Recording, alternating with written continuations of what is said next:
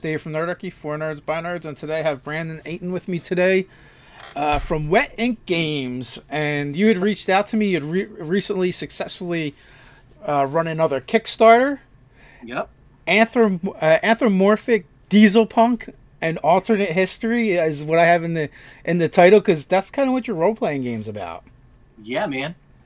So our first Kickstarter that we had done, a few years ago was for Wild Skies Europa Tempest, which, as you said, it's anthropomorphic dieselpunk RPG set in an alternate history Europe. It was Wild Skies Europa Tempest, and it did really, really well. We enjoy it. We love playing it. We love running it.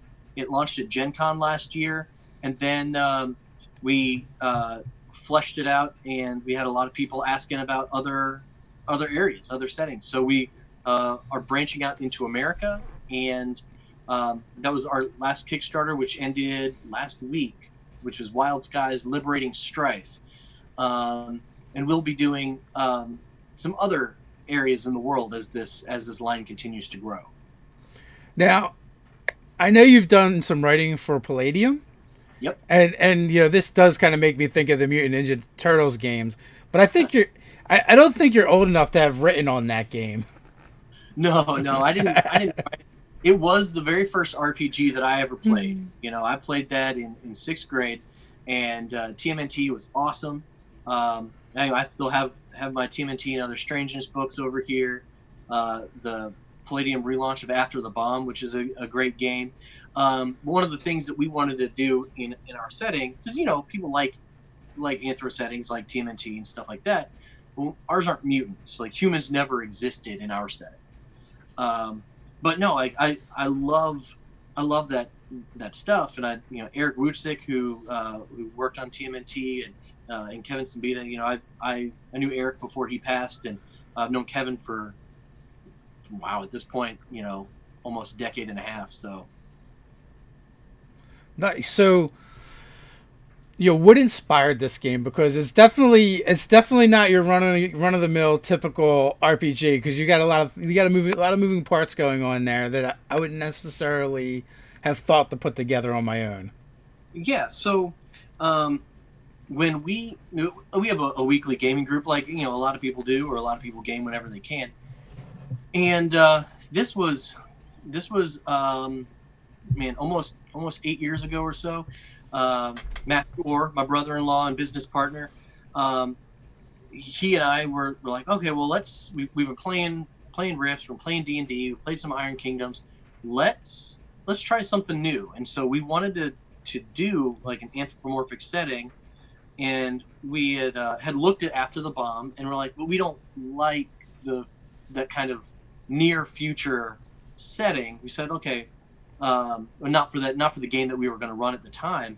We're like, well, let's just make our own. And Matt, who is like the biggest history buff you'll ever know, he was like, all right, yeah, I can get behind this. I can do this.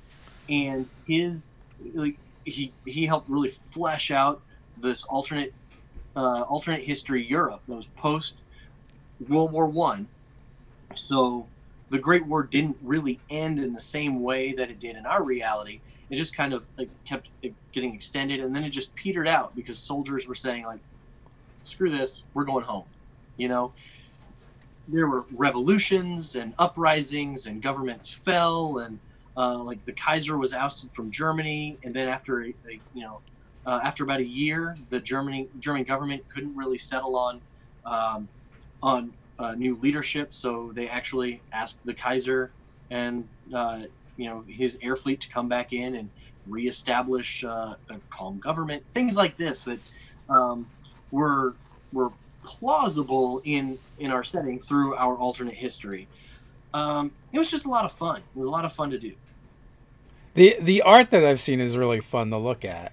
No, yeah. We our artists, we've assembled a great team of artists and stuff that we've known these guys for years. A lot of personal friends, and we work with a lot of new artists and new writers that we've worked with for like our stretch goals from our first campaign, and they've slowly been absorbed into our stable of writers and artists as well. So, what is like the world mythos? Like, you know, even like every world has a mythos, even the real world. So, like, how did, you know, all these animals become sentient and evolve, you know, to replace humans? Do they have a theory? Do they believe in evolution? You know, or are they creationists? No, that's really, really cool. That's a good idea. Good question. So, in our setting, it was just as opposed to humans evolving from apes, you actually just had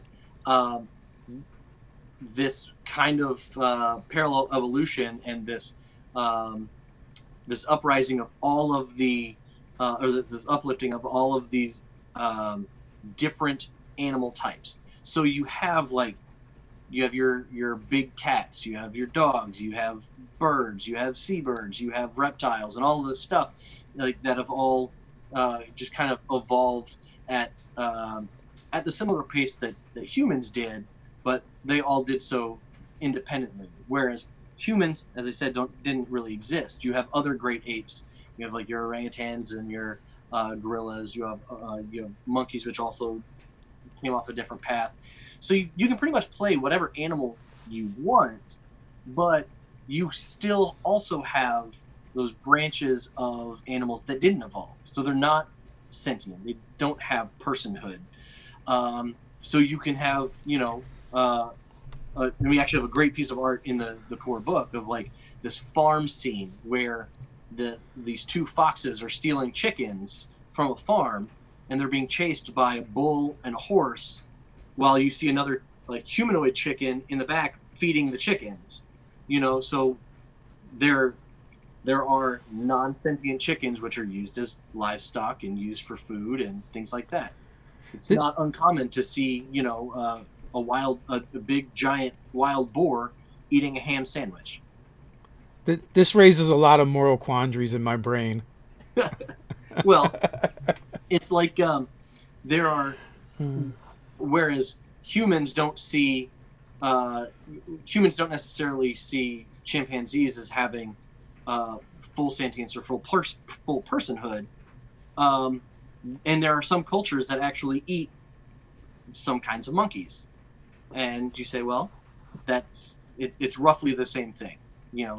So you might have some characters which have which might take a stance, saying like, I'm really not gonna, I don't want to eat that because it's too closely related to me.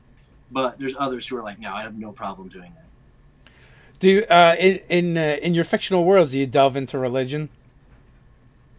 So we do. We actually have a class. It's the Man of the Cloth, and it's do you want to be of Jewish ancestry? Do you want to be Christian, Muslim? Do whatever it is, whatever religion you have, including other either like fully fictionalized religions that you want to create in the setting. You can do that, and we might dive into that in a future world book.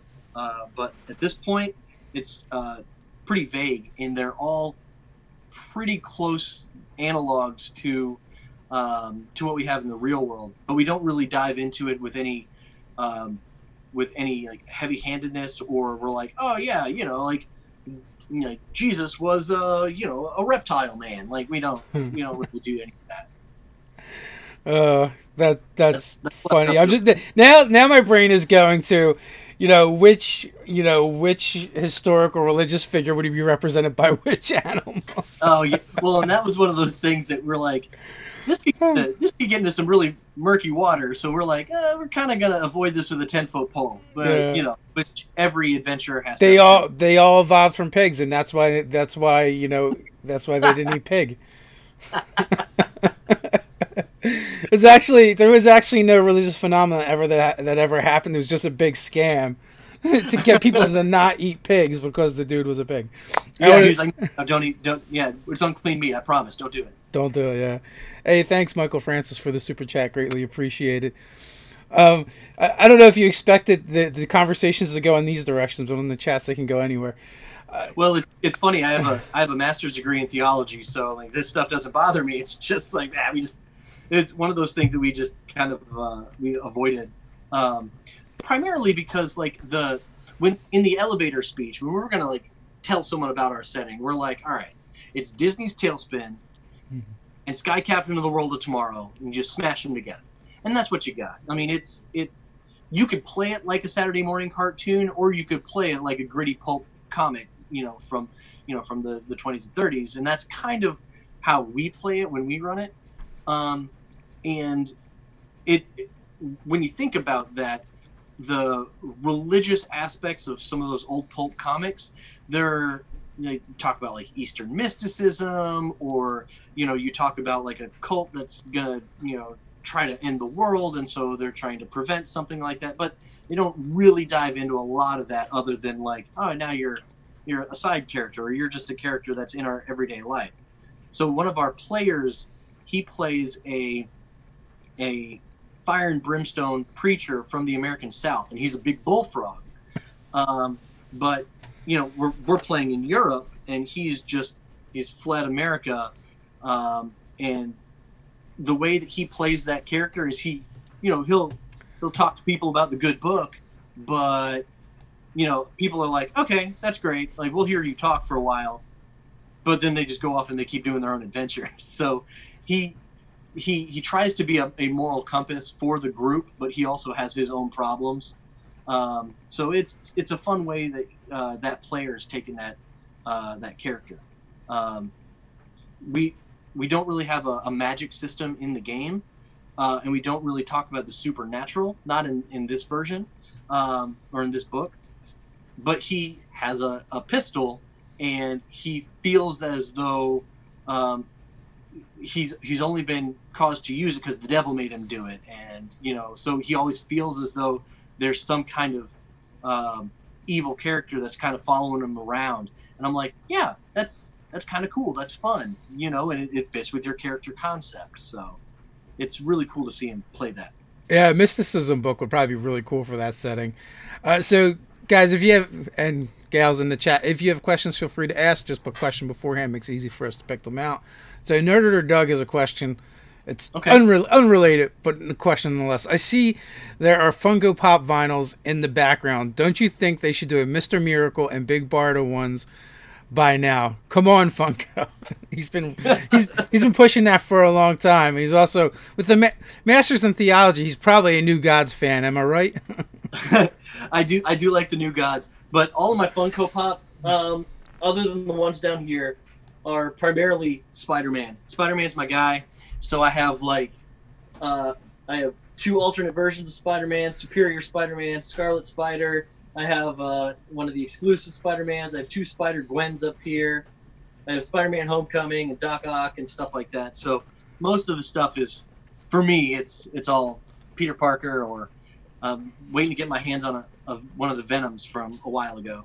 Nice. See, I told you, Doug, nobody cares about Mr. Miracle. Get over it. I like busting his stones. He loves Mr. Miracle. James Leslie, have you considered doing prints of some of the artwork? I would love to have a couple of the images from the Europa one on my walls. Oh, so that's a good question. We do have some art prints that we have when we take with us when we go to conventions and things like that. So if you're ever around when we're at a convention, you can pick one of those up. I have some of them that are even signed by Chuck Walton, who did the cover of both Europa Tempest and Liberating Strife. But if you are looking for something in particular, feel free to go on and message me at wetinkgames@gmail.com. Just shoot me a note, and we'll see what we can work out. But yeah, I have some of the original art on my walls. We for Liberating Strife, we worked with a new artist who's also from Louisville, Kentucky. His name's Stephen Wu, who did these 4 art posters that were done in like the old style of like the Visit the National Parks. And so he did Yosemite, he did the Redwoods, he did Niagara Falls, and I forgot the 4th one, but he took all of these old national park posters and then made them Dieselpunk. So we have airplanes or airships or like factories like in the national park, and they look awesome. They're just absolutely beautiful, and they're going to be in the book in both in black and white, but we're also going to have color. We have color prints of those available as well. So, I do have a question. What differentiates Dieselpunk from, say, Steampunk or the other punks? So it's we were actually on the Dieselpunk podcast with John Pica, and one of the things that they're almost like subgenres. So Steampunk is like, okay, we're going to do this in a Victorian era setting, or you look at Atom Punk, which is like, okay, now we're going to be like late 40s, early 50s, with the kind of like Buck Rogers feel, very sleek spaceships and stuff like that. And Dieselpunk is just smacked right in the middle, and really it comes down to setting. With Steampunk, it's like you solve your problems by using weird technology, and like I have goggles with 7 lenses on it that allow me to see in different spectrums of light, stuff like that. Whereas in Dieselpunk, you solve problems by strapping a giant engine on stuff, and if you can't fix a problem, you need a bigger engine. So it's just a very, for me, it's just a feel. Dieselpunk, I want big wrenches, I want greasy coveralls, I want machine guns that don't look like they belong there. I want something like that. Whereas Steampunk, it's like I have a bowler hat and a fancy vest. Great, and I have this. It's just an aesthetic. Most of them are all subgenres. So, Complacent Badger has a question. Are there rules? By the way, Complacent Badger. Yeah. Are there rules to recreate a group trying to keep an airship running, a la Guns of Icarus or maybe even Skies of Arcadia? So, that's an excellent adventure hook. There are all kinds of rules about how to do things mechanically. So first and foremost, let me explain a little bit about our skill system. Anyone can do any skill untrained. All right. And when you are trying to complete a skill, you roll your percentile dice, or percentile based, and you can fall into one of 4 ranges: a critical failure, regular failure, a success, or a resounding success. So your critical failure gives you a penalty, your resounding success gives you a bonus. And we really wanted to emphasize that what you roll on the die is important, and accuracy is important. Other things can adjust a roll up and down, such as how skilled you are. Just because you have airship mechanics doesn't mean you are the best airship mechanic. If you can have up to 5 skill dice, which are D6, which can augment that roll. So effectively, if you roll all 6s on your 5d6, you can modify a roll by up to 30%. So you could potentially fail a roll and move it into a success range by just being a really good mechanic. So in our setting, we have all kinds of airships. We have, we're going to be including more in the America book. We're doing a piracy book and a merchant trading book in the near future. And that one's going to have not only more individual, smaller sized airships for maybe a mercenary crew, but also going into modify those further, how to run adventures from airships and common missions that you would be doing as like a merchant vessel or a privateer working for a government, or just as all-out pirates. So DM Dom wants to know, compared to D&D, how much rule books are we talking about? How big? So I don't know if he means the size of the big books themselves, or how crunchy are the rules. But I wouldn't. If not, we can go into how big is the book. Books are you guys writing? And I'm curious about how much rule complexity do you guys use? Okay, no, that's really a good question. So first and foremost, the only book for the line that's out right now is Europa Tempest. This is all setting material for the four main nations of Europe, some of the additional smaller nations, but it's also the core rules, character creation, mechanically how to run the game, equipment, and things like that. The America book will be coming out. We just funded it on Kickstarter, and we're looking at probably August, and um, we're going to be expanding into, like I said, that piracy book. We're going to be talking about the Far East. We have ideas for South America and Africa and Antarctica even. So it's going to be, we're going to expand it, but really the only thing you really need to play is Wild Skies Europa Tempest.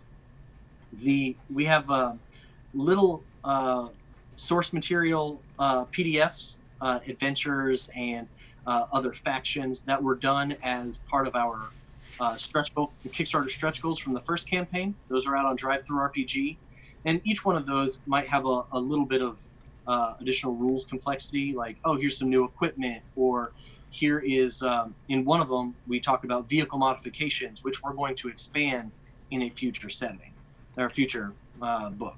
So, as always, in the description, folks, you can find links to the social media as well as the previous Kickstarter that was successful and the publisher page for Drive-Thru RPG. So you guys can check all that out at your leisure and for your convenience. James would like to know, I usually have to teach games at the local comic shop. How would you rate this game for difficulty for new players? So this is what I would call, it's probably a medium crunch. You know, I mean, it's not, you're not going to sit there and put it up against Traveler. You know, I would say if you can teach D&D, or I mean, you can teach this game. Really, all it comes down to is you're going to roll your percentile, and you're going to modify that skill roll up or down. When it comes to combat, we don't do a lot of tactical things. You're not rolling out a map and saying, you know, here's where your 5-foot step is going to be, or anything like that. We use the initiative order to really drive that home. So when you're in combat, certain things that you can do can move you up or down in the initiative order. And we have, FYI, we have examples of this on our Wet Ink Games YouTube channel. So go check that out. In an aerial combat, we have another example of aerial combat on our YouTube channel. But if you're a pilot, you can only attack those below you in initiative. And if you're in a turret, you can attack anybody in the initiative. So really, in aerial combat, initiative order matters. So what actions you take, you're jockeying for position just like you would in a dogfight. In the grand scheme of things, I ran this at a tabletop day at a local bookstore. I had 6 players who never played this game before. They came and had a great time. I used one of our adventures that is on Drive-Thru RPG. It's the Bear and the Brunhilde. You know, just pulled that out and said, let's run it. None of these people had played this game before. They picked it up in 5 minutes and were able to play and have a good time. Now, Christopher House wants to know what is world fantasy alternate history, and I want to add to that a little bit. Like, do you use historical characters in your books too? Like maybe in Albatross Einstein or something? I don't know. So we do have certain historical characters, because our divergence point is 1902, I believe. And so anything before 1902 was pretty much the same. Everything after that point, it's where the divergence really happens. And there were some things that before that point that were slightly different. We have this metal called vrillium in the setting that when it has any kind of like electrical charge, and depending on purity, it is a metal that's lighter than air. So the whole point of having flying battleships and put it in the frames of some of your airplanes, it's they make these alloys to help do that. Now you can't sit there and say 1902 is your divergence point if you've had this mineral since the existence of the Earth. So that's one of the things has always been that way. We do have analogs of historical people, but we tend to avoid that as we go forward, and we emphasize, well, here's what's been different.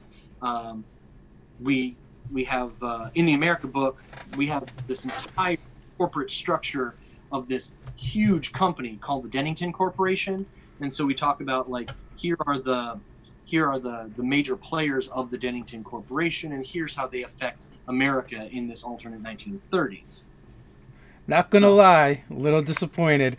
What am I? Oh no, we still talk about the kind of stuff. Like, you can still have your Teddy Roosevelt being a teddy, or a big moose or whatever. We still talk about those things, but we don't focus on them because we're setting the players in the 1930s as opposed to in the historical past. One of my favorite book series is Sir Richard Burton and Swinehorn, and it is a steampunk alternate history. Yeah. But one of my favorite parts is it's like, oh, they're talking about Darwin now, or Einstein, or Tesla. Right. So I really enjoy that stuff. And that being said, any GM can add that stuff into their game. I mean, we had talked before we got started, and I had said, our group had gone into Mutants and Masterminds for a while. Yeah. And one of my favorite parts about running a Supers game was using pop culture references. And I would do, like, I've done Mr. T, I've done Michael Jackson, and this is going back, like, probably, close to 7 years ago. I was going to do Trump, but as a symbiote, but with the hair. But some people wouldn't appreciate that one now, I guess. But so, like, my favorite part was being able to incorporate real world stuff into my game, and I think that's like one of the fun things when you have an alternate history. And that is really cool, because we've talked about, like, in the America book, the technology that they use is really based on, like, it's what Nikola Tesla said he could do, but things that weren't necessarily proven. And so we just, took that, and you look at the cover of the book, you have the Statue of Liberty with this huge, like, power generator on the torch, blasting lightning at a plane. Like, that's really cool. But, like, Nikola Tesla, we talk about Tesla, we talk about Edison, as their kind of faux rivalry is there and talked about, and we kind of fictionalize that a little bit, but for the most part we mention them in passing, and as players and GMs want to incorporate some of that stuff in their game, they can, knowing that our divergence point is where it is. People can say, like, no, I want to go play the American Revolution. It's like, absolutely, go play the American Revolution. And who knows, in the future we might take some of those concepts and have a Wild Skies, almost a history source book as opposed to a location source book. Yeah, that was one of the things I was thinking too. Like, later on, like an NPC book of all these historical figures might be like something fun to do. Oh yeah, that's being able to do that. I mean, most of the time when we're writing, we'll come up with ideas, and one of my mentors always said, like, ideas are easy, execution is hard. Because we could come up and have pages and pages and pages of these ideas, but then we have, as Wedding Games, have to say, all right, is there a market for it, so we can justify spending the time and resources to develop it? Is it something that we have the right writing team to create, and is it something that we personally have the drive to develop? Because we want to make sure that not only do we bring new and interesting games to the table, we want to make games that we want to play. Like, half the fun of being a creator, even as a GM, is saying, like, well, I'm a GM is a player too, and they want to be able to create a fun story world and a fun setting that they enjoy playing in as well.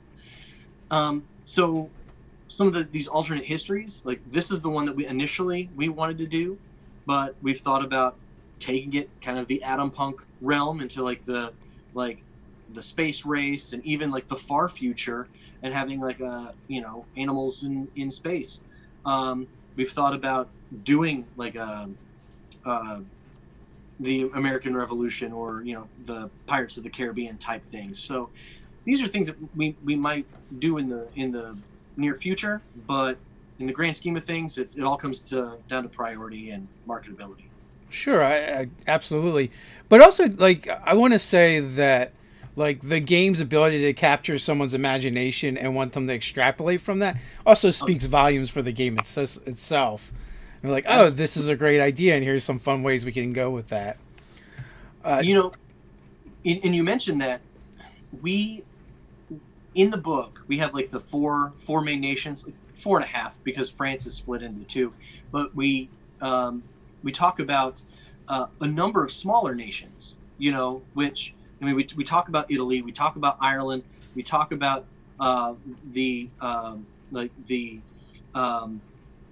Turkish Empire, and we just talk about these smaller areas around Europe, and eventually, as we branch out into these other larger books, focusing on other nations, we're going to talk about some of the smaller things around there. And we have people who are like, "Wait, you mentioned this about Ireland. I want to see more of that." I'm like, "Well, that's great." And we can inspire other writers, other freelancers who maybe want to write something for Wild Skies, and we accept proposals. If someone says, "I want to write an adventure in that area," I'm like, "That's great. Let's talk about it." Is there any bearing on what type of anamorphic animals are in particular regions? So we actually mentioned that specifically in the book. We don't have any direct analogs to actual people groups, so you can't say that like, well, all people of Germany are pigs. We do say that there are larger proportions of certain animal types in areas, but they're not necessarily always that way. Like, so if you want to play an African elephant, you can play an African elephant who's his family has lived in England for 20 generations.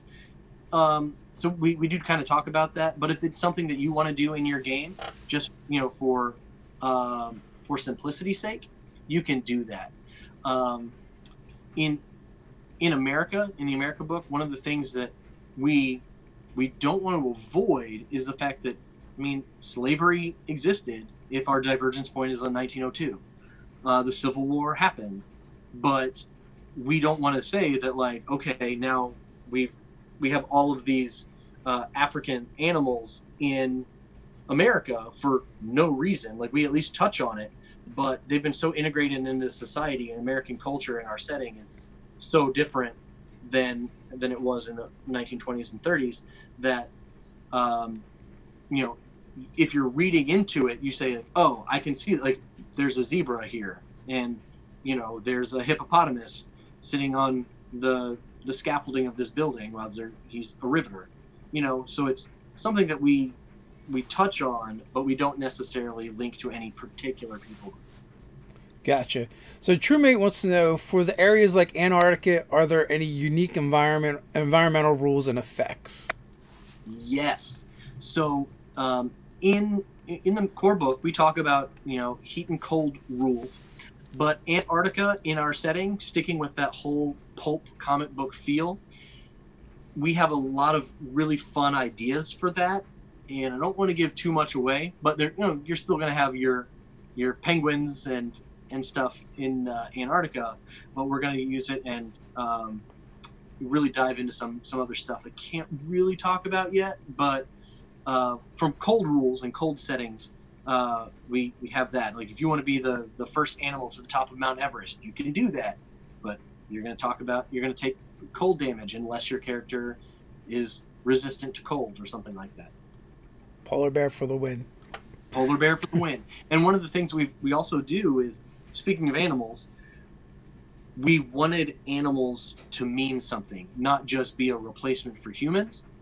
So all of your animals, you have unique animal abilities which are specific to one animal type, but also a variety of other animal abilities which can be selected at character creation. So you might have a bear that's resistant to cold and have claws, whereas I might have a bear that has a better sense of smell, but I did not select the resistance to cold, so I'm not a polar bear. Something like that.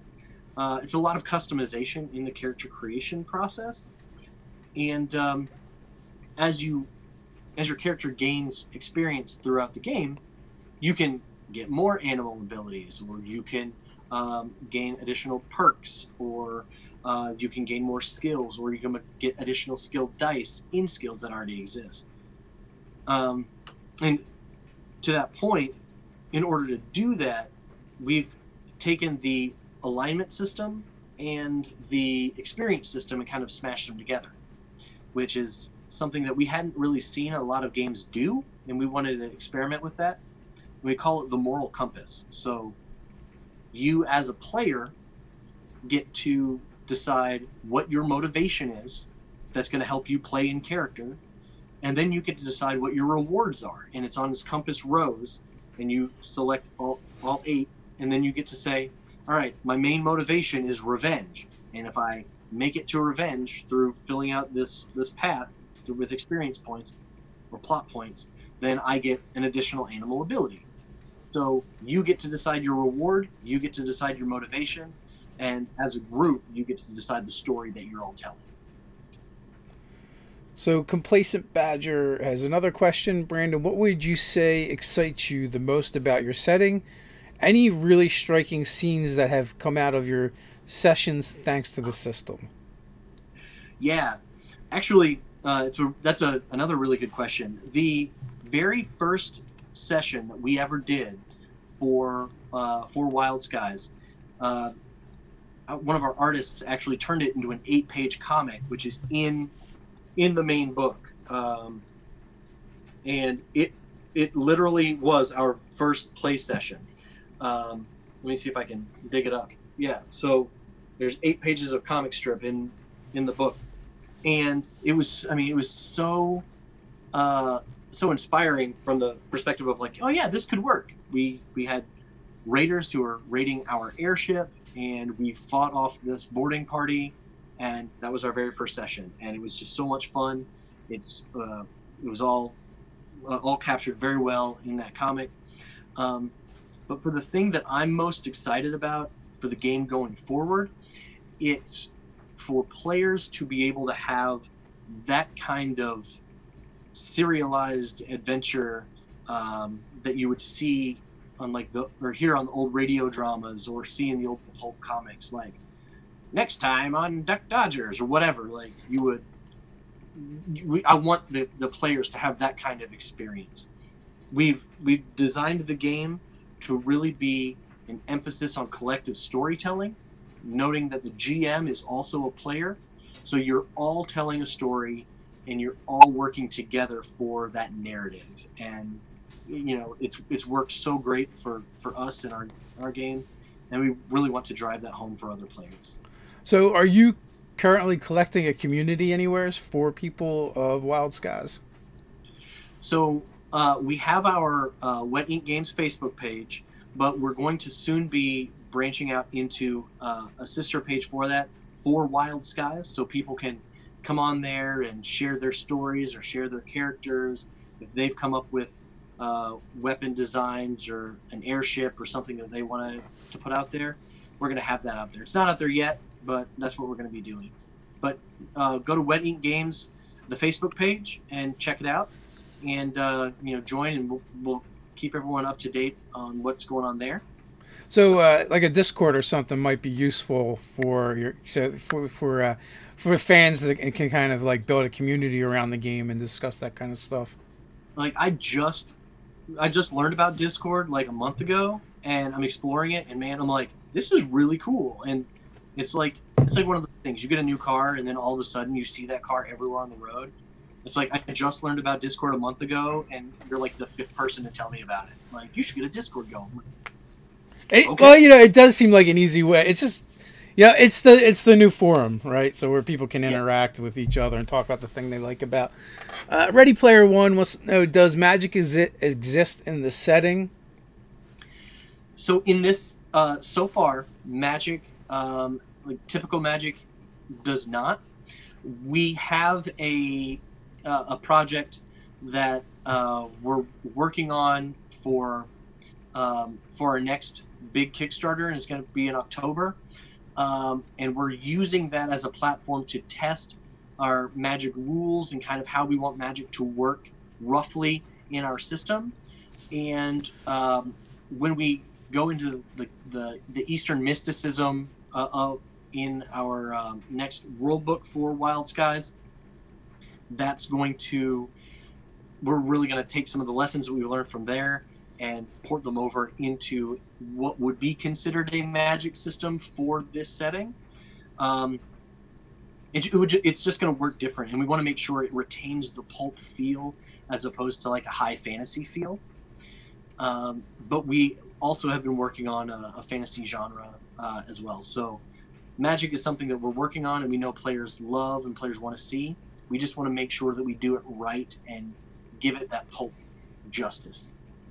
So with the different genres you're looking at and playing with, are you going to keep the same system, or when you come up with a new genre and idea for a game, is it going to be a new system tailored to that game, or is this going to be your universal system? So we have for anything Wild Skies, it's going to be this system. We have talked with a couple people about potentially having like a Wild Skies with a Savage Worlds version of it, or a Fate Core version of it. It's just, again, finding the time and finding the right group to do it. And but when we branch out into another game, like the one that we're looking at in October, it's going to be, if you've played Wild Skies, it'll be a similar mechanic. It's going to be kind of streamlined. So if you've played Wild Skies, you'll be able to dive into it no problem at all. And if you haven't, it could be even as an introductory step into Wild Skies. So when you go from there to the compass system that we use in Wild Skies, you'll say, oh, I know exactly what you're doing here. I see it. Maybe with a little bit more complexity. Now, with some of our other complete game lines, each time we take a look at something like that, we have to decide, is the compass system right for it, or can we use something else? Do we have any other ideas? Sometimes the system really begets the setting, and sometimes it's the setting says, oh no, we have a toolbox already for this. So it really depends on what we're working on. Yeah, I have a friend that absolutely hates generic systems. Yeah. It feels like every system should be tailored to a specific setting or game. Yeah. No, I agree. And like, I don't mind generic systems because sometimes you can get a generic system and say, okay, well, here's the tweaks to that system that make it fit. But it's when you get a generic system that doesn't make those tweaks that you say, wait a second, you're just hammering a square peg into a round hole here. And that's where sometimes those generic systems lose me. And that's what we want to make sure, that it has the right feel. We have a number of things that are high level ideas right now, and we say like, oh, we want to have a mecha combat game, but we want to make a mecha combat game using this mechanic isn't really going to have the same vibe that we want. So Brian Smith also has a question, and he wants to know, are there any movies you could point to, because he kind of always thinks of movie scenes when he thinks RPGs, that you would consider Dieselpunk? Oh, Sky Captain of the World of Tomorrow, hands down. It's Dieselpunk. If you're familiar with Nausicaa could probably be considered Dieselpunk. So, but I mean, when I think Dieselpunk, I think Sky Captain of the World of Tomorrow. He's flying around his modified P-40 Warhawk. He has his airfield. He lands on a flying aircraft carrier, and all of the airplanes can turn into submarines. Spoiler alert, by the way, for a 15-year-old movie. But yeah, or the Rocketeer. if you've ever seen the Rocketeer, that could very easily be considered Dieselpunk or something like that. See, I get a little confused with the different punks because I started thinking Rocketeer as you're saying it too, and I was like, oh, or does that fall into Adam? I don't know. Yeah, it's like at that point, he's still using a regular pistol, and he needs fuel for his fuel for his jetpack. Everything still has some kind of fuel source as opposed to nuclear power. So like that's kind of where I make that distinction between like Dieselpunk and Atom Punk. But yeah, I feel like the divergences are all murky to me, but they're all a lot of fun. So it's a big umbrella. So we had talked about conventions a little bit. So do you have a lineup? So we just did Conglomeration, which is here in Louisville, Kentucky. We'll be going to Gen Con. We're members of the Indie Game Developers Network, and so our product will be at Gen Con this year. We were thinking we were going to make it up to Origins, but it didn't work out just based on family schedules. And then I'm trying to make it up to I just dropped out of my mind. There's a convention in November in Morristown, New Jersey, and I was trying to... Oh, which one is that? Cardboard Fortress. Which con is that? You're in the chat. You'll know. There's two of them up there. DerpyCon and the other one is DexCon. I know UberCon's up in Secaucus, and I've been there before, and I dig UberCon. If I can ever make it up there, I'll try to do that. MeepaCon? Was it? MeepaCon? I don't think that's it. Son of a witch. Once we get that established, I'll let you guys know. But a lot of the conventions that we do are more regional. Lexicon down in Lexington, Kentucky. Imaginarium is one that is more of a sci-fi writers convention, and again, it's relatively local. But we've also thought about going to HoosierCon. This year it fell on the same weekend as Conglomeration, but we'll be going to the next one. We're going to HoosierCon and Conglomeration. Salty Bay Con and Chupacabra Con are two that we've thought about. So there's a lot, and it all comes down to, this is not my day job, so as much as I would love to do that, I got 3 kids and a wife that says, I kind of want you here. Yeah, they're like that. So yeah, and conning ain't cheap. Like we went to Gen Con last year and had someone put us up, and we didn't booth or anything. It was still like $600. So yeah, it's and that you add boothing to that. Dreamation and Metatopia are some of the other ones. It's Metatopia. Yeah. Oh, cool. So I've been told I should check those out by someone for years now. I just have not got around to it. Well, and I used to live up there, and I have friends up there, so I know I'd be able to find a place to crash. I'd definitely be able to find a flat surface to sleep on, so that wouldn't be hard. It's just for me, it's I don't mind flying, but I would just go on and make the 12-hour drive and suck it up. That's kind of what we've been doing, is driving to them.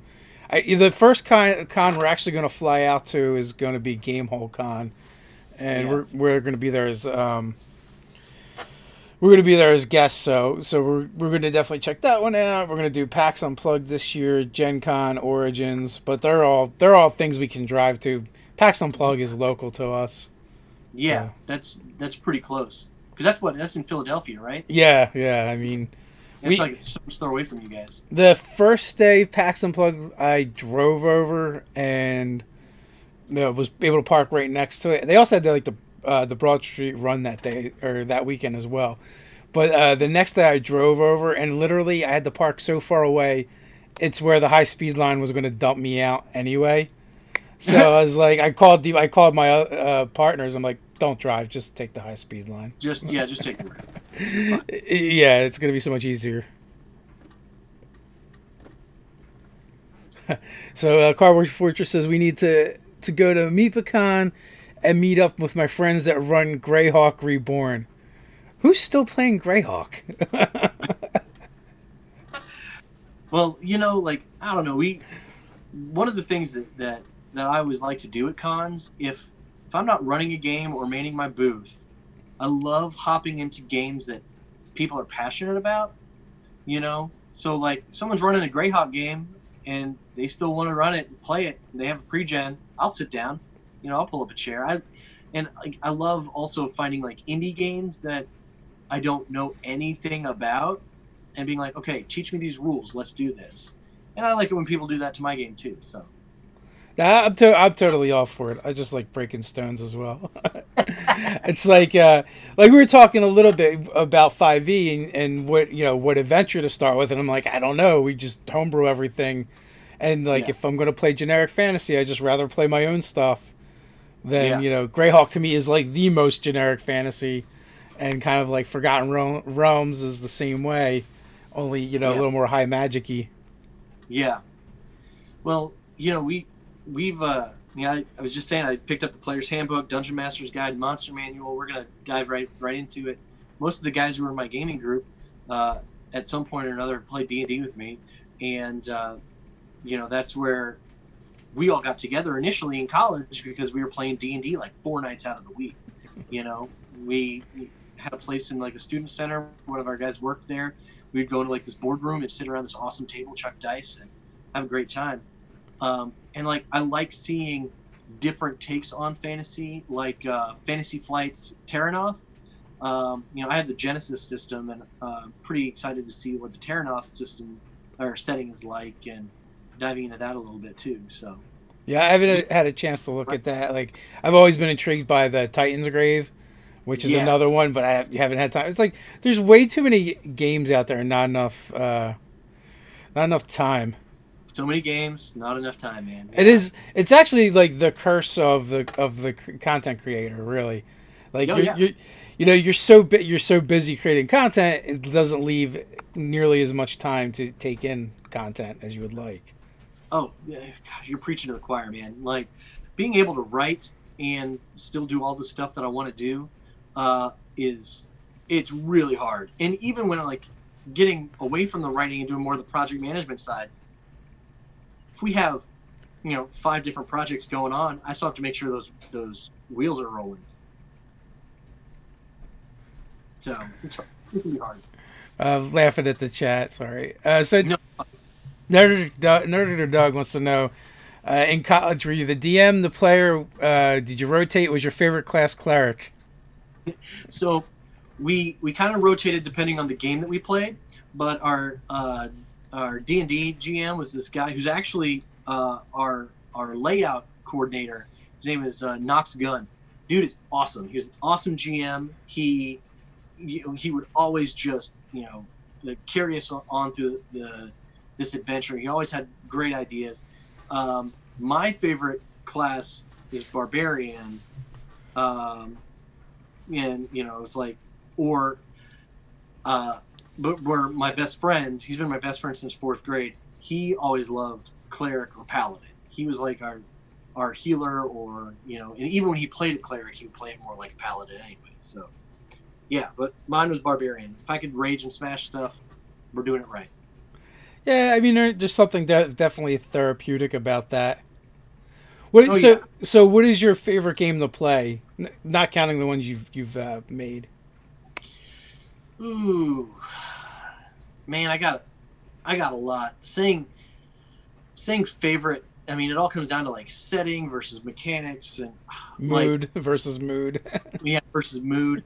My favorite setting. Let me divide these two up. All right. So my favorite setting is Splicers. It was it won an Origins Award. It was done by Palladium Books, and it was written by a guy named Carmen Belair. And I love the setting. I've created material for it, for Palladium. It's just I love it. It's a futuristic setting where humans can't use metal or technology, because these nanobots actually will cause the technology to hurt them, either to like stab them or blow up in their hand, depending on how complex the technology is.